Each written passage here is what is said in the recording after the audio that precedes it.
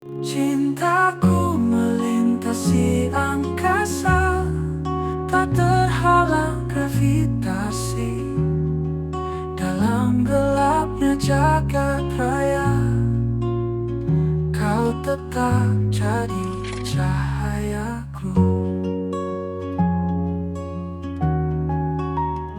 Bismillahirrahmanirrahim. Assalamualaikum warahmatullahi wabarakatuh. Sahabat Dokter Tifa, seluruh rakyat Indonesia, dimanapun Anda berada. Hari ini saya akan mengajak Anda untuk menghikmati sebuah pengetahuan, yaitu represi intelektual di era transisi. Ketika bangsa dipaksa diam di ujung peradaban lama. Apa itu represi intelektual? Represi intelektual adalah upaya sistematis untuk membungkam suara kritis berbasis ilmu dan nurani, menyerang integritas pemikir, mengubah perdebatan menjadi kriminalisasi. Mengapa muncul di era transisi? Karena rezim lama merasa warisan kekuasaannya sedang dipertaruhkan, sementara rezim baru belum punya legitimasi penuh. Mereka butuh kestabilan, dan itu berarti membungkam gangguan para kaum intelektual.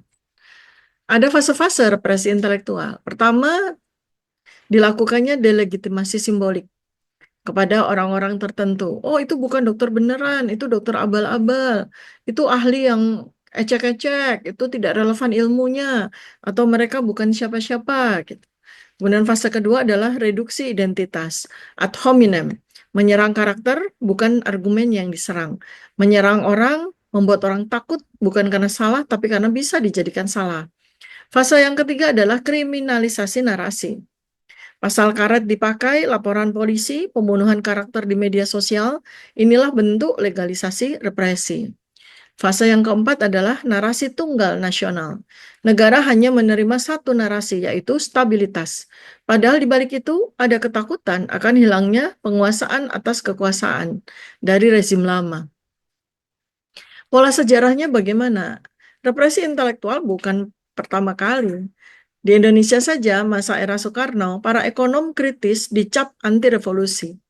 Di masa Orde Baru, para cendekiawan digiring diam lewat NKK-BKK. Kini, represi muncul dalam bentuk baru, post-truth, legalistik.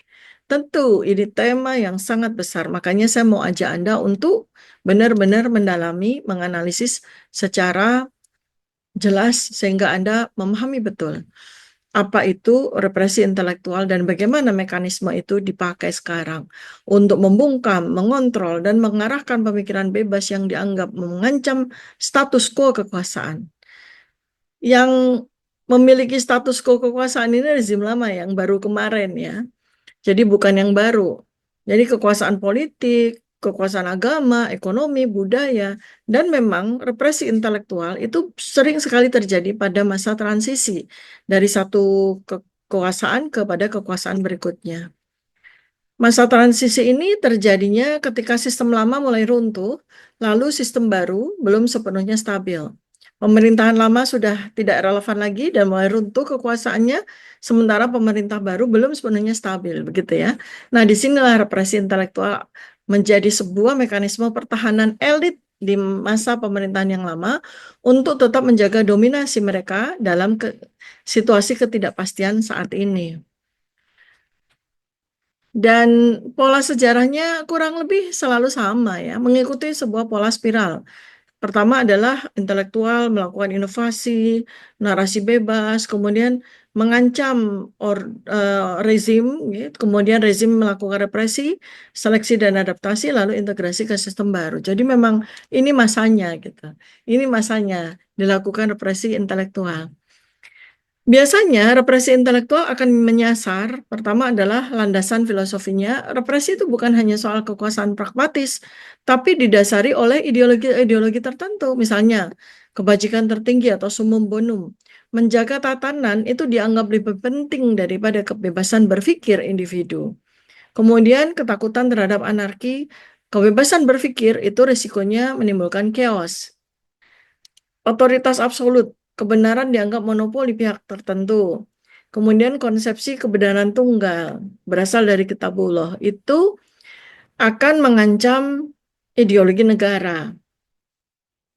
Kemudian bagaimana dampaknya terhadap peradaban gitu ya. Represi jangka pendek memang bisa menjaga stabilitas, tapi represi jangka panjang akan melumpuhkan kreativitas, akan mempercepat dekadensi atau jatuhnya peradaban, akan mendorong radikalisasi bawah tanah.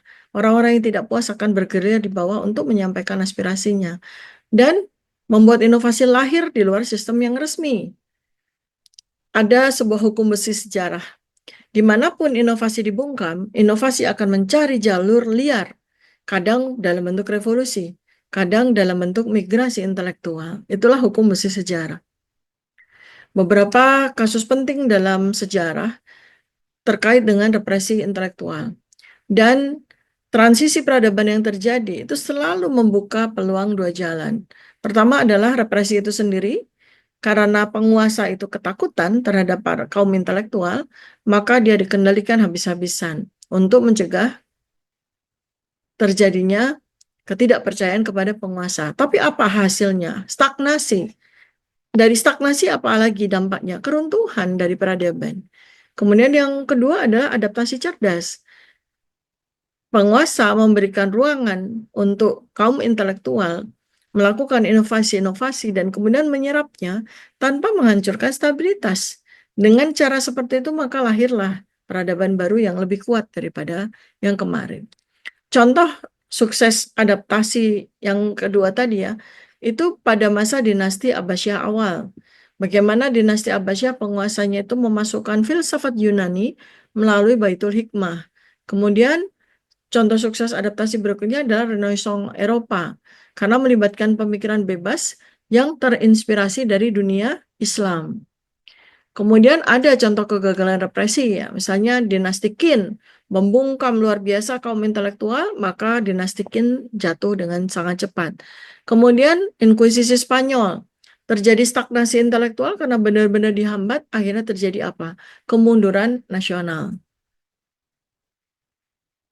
Sekarang kalau kita melihat dari contoh-contoh ya yang sekarang, misalnya siapa sih saat ini yang dilakukan represi dengan kriminalisasi?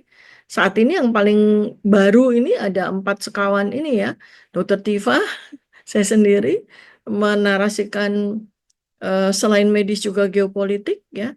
Kemudian Dr. Rismon Syanipar, forensik digital yang menjungkir balikan narasi resmi selama ini. Rizal Fadila, sarjana hukum, dia selalu menarasikan konstitusionalis dan aktivis legal rakyat. Kemudian Dr. Roy Suryo, ini adalah simbol oposisi dalam ranah simbolik dan kebudayaan. Mereka bukan sekedar tokoh, mereka adalah nalar kolektif rakyat. Ketika para pemikir dikriminalisasi, itu tanda bahwa bangsa sedang takut pada cermin. Tapi kita tidak bisa hancur hanya karena mereka tidak suka melihat wajah kebenaran. Ini era baru dan nalar kita sangat dibutuhkan untuk menghasilkan peradaban maju berikutnya. Nantikan video-video berikutnya, selalu ikuti untuk menjaga nalar peradaban kita. Assalamualaikum warahmatullahi wabarakatuh. Salam kebenaran.